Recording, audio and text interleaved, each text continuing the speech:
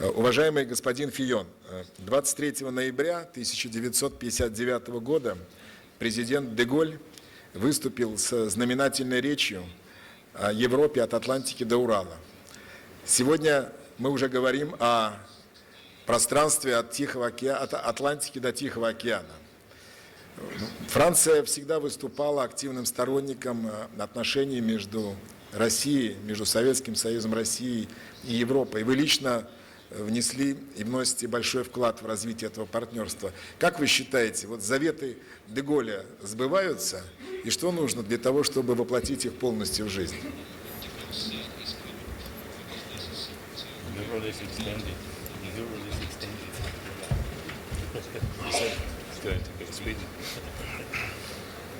Monsieur le Premier ministre, cher Dimitri, Monsieur le Président de la Commission, cher José Manuel, Mesdames et Messieurs, mes chers amis, moi je suis depuis très longtemps convaincu que les destins de l'Europe et de la Russie sont liés. Nous avons réalisé depuis une vingtaine d'années d'immenses progrès, mais il faut dire la vérité, notre partenariat est essoufflé et il est souvent chaotique. Il y a beaucoup de tentations de se détourner les uns des autres. Il faut dire que du côté des Européens, les esprits ne sont guère disponibles pour s'investir et pour prendre des risques sur la scène internationale, parce que l'énergie consacrée à la survie de la zone euro, puis à la gestion de la crise économique internationale, a accentué une certaine forme de nombrilisme européen. La défiance des citoyens envers l'Europe et ses institutions alimente les populismes et les replis identitaires. Elle aggrave les divisions au sein de l'Union européenne entre le Nord et le Sud, entre l'Est et l'Ouest, et elle limite d'autant la capacité de projection externe de l'Union européenne. Et du côté russe, le débat entre les Européens et les Eurasiens a pris un nouveau tour, tirant ses racines d'une histoire ancienne. Le rêve de reconstitution de la puissance russe peut trouver de nouveaux arguments dans la faiblesse actuelle de l'Europe, dont le soft power peut paraître moins convaincant en comparaison du dynamisme économique de l'Asie et des grands émergents. Le discours soupçonneux face au risque de déstabilisation externe peut donner l'impression qu'il y a une autre voie que la coopération européenne. Bref, il y a beaucoup de motifs de friction entre nous. Ce sont des motifs de friction qui sont dangereux et qui surtout négligent les réalités. Les réalités, c'est que l'Union européenne ne peut pas se passer d'une relation étroite avec la Russie.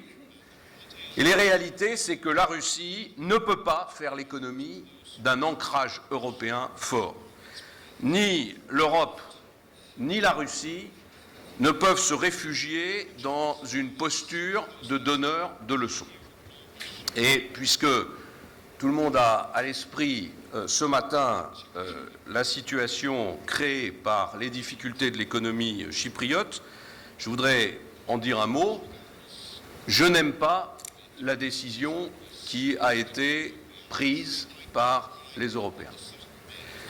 Et je ne l'aime pas, Monsieur le Premier ministre russe, non pas parce qu'elle viendrait léser des intérêts russes, et que je suis aujourd'hui à Moscou et qu'il serait de bon ton de vous parler aimablement, mais je ne l'aime pas parce qu'elle vient affaiblir un principe qui a été à l'origine de la lutte que nous avons menée pour sauver le système financier mondial.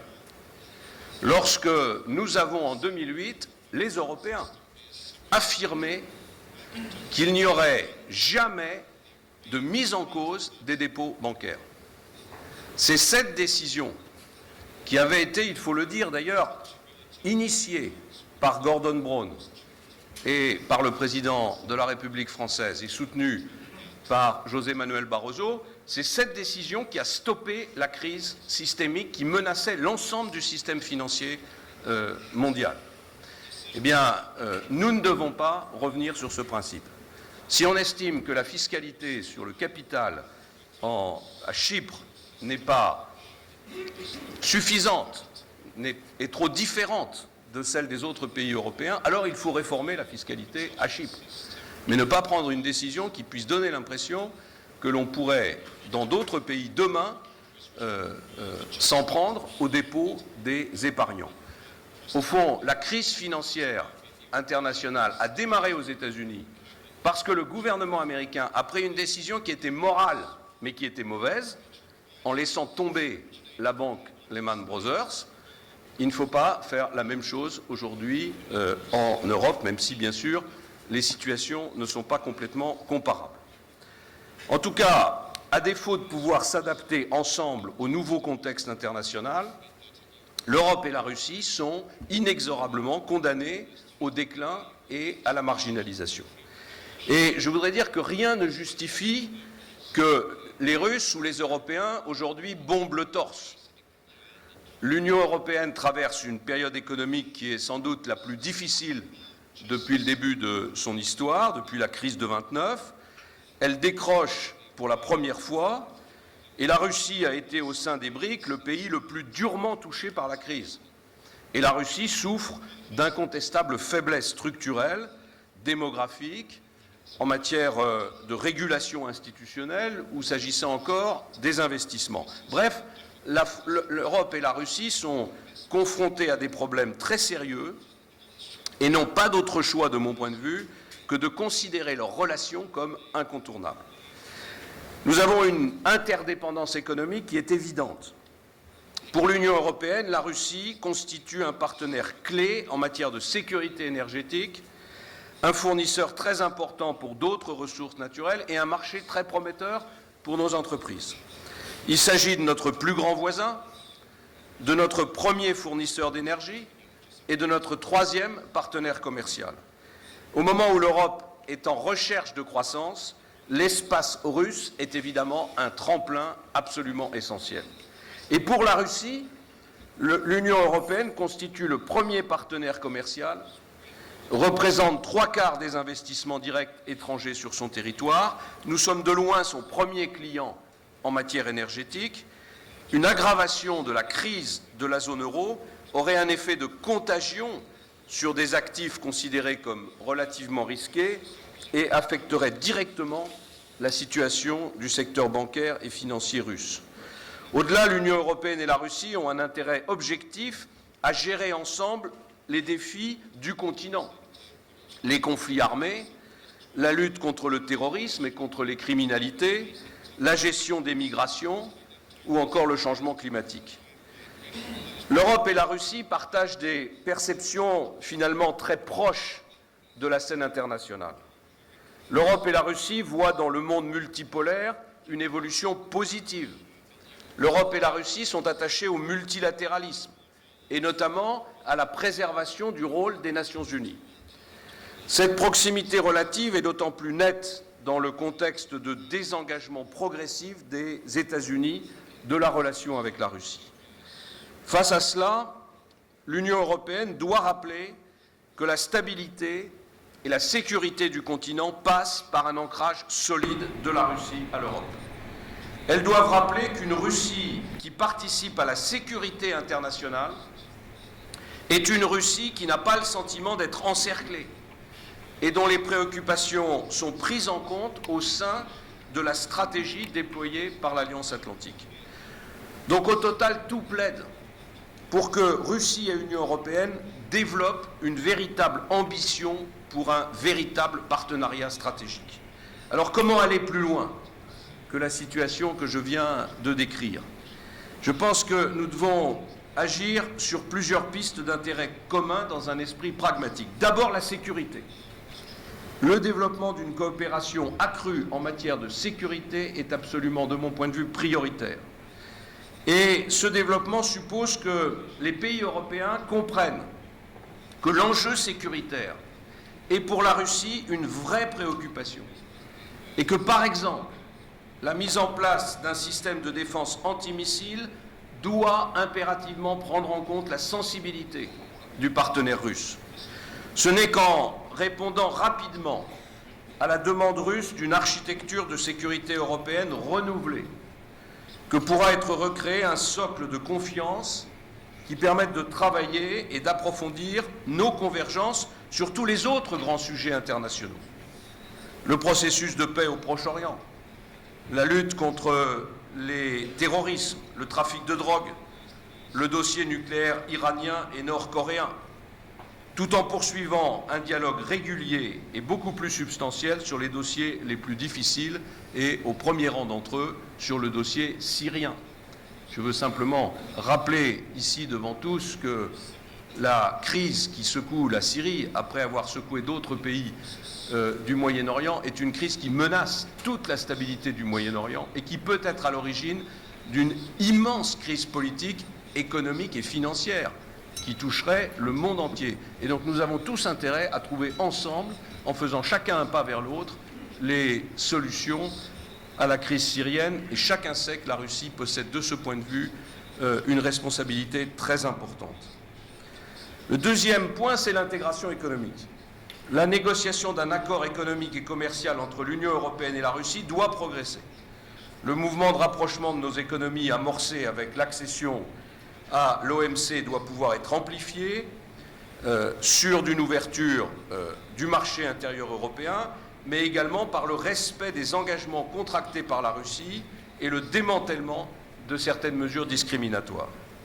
Au-delà, l'intégration économique passe par une intensification des échanges sur des scénarios énergétiques communs qui permettent à la Russie de programmer les investissements indispensables à une fourniture fiable dans le domaine en particulier des hydrocarbures, et dans ce cadre, la coopération technologique pourrait être très largement développée. Troisième sujet, ce sont les échanges humains. Nous devons continuer à développer les contacts entre citoyens russes et européens. Les travaux qui ont été initiés, notamment sous impulsion française, doivent se poursuivre pour trouver les garanties nécessaires permettant de signer un nouvel accord de facilitation de la délivrance des visas, en commençant par mettre en place des programmes sectoriels d'échange et de mobilité pour les étudiants, pour les chercheurs, pour les fonctionnaires. Mais à plus long terme, ce processus, en tout cas je le souhaite, devrait mener à la libéralisation des visas de court séjour entre l'Union européenne et la Russie. Quatrième sujet, il s'agit de repenser la Grande Europe. Porter cette nouvelle ambition commune suppose en effet de réfléchir à l'évolution des structures européennes. J'ai proposé la création d'une sorte de confédération économique franco-allemande. Dans un monde en profonde transformation, je pense que la France et l'Allemagne doivent réaliser un saut politique dans l'intégration de leur politique économique. Et avec ce couple franco-allemand resserré, je milite pour une zone euro renforcée autour d'un véritable gouvernement économique. Quant à l'Europe des 27, elle doit aller plus loin dans l'organisation de son marché et la structuration de politiques à géométrie variable. D'un côté, l'Union européenne doit se souder, et de l'autre côté, elle doit trouver une nouvelle respiration continentale. Et j'en viens au sujet principal, comment proposer un statut européen à la Russie.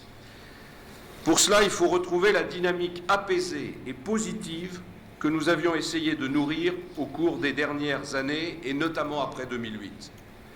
Ceci passe par ce que j'appellerais une patience stratégique des deux côtés, de l'écoute et une véritable compréhension de l'autre.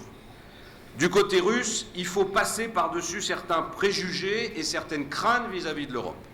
Et du côté européen, rien ne sert de fustiger une supposée paranoïa obsidionale russe sans y apporter des éléments de réponse.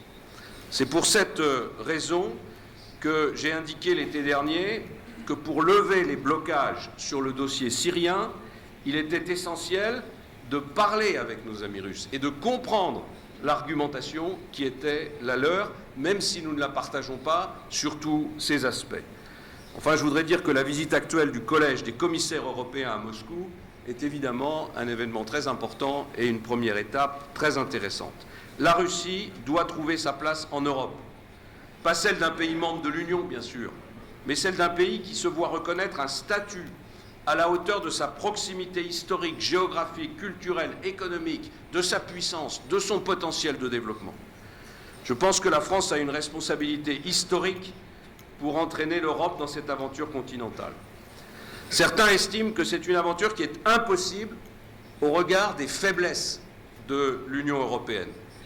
Mais n'est-ce pas au contraire parce que nous étouffons dans nos faiblesses qu'il faut élargir nos ambitions et nos horizons? Voilà, mesdames et messieurs, les quelques réflexions que je voulais vous faire partager. Je pense que nos civilisations ont toujours eu besoin d'une ambition pour progresser. Eh bien, aujourd'hui, l'avenir du continent européen passe par une nouvelle frontière qui serait celle d'une unification de notre continent.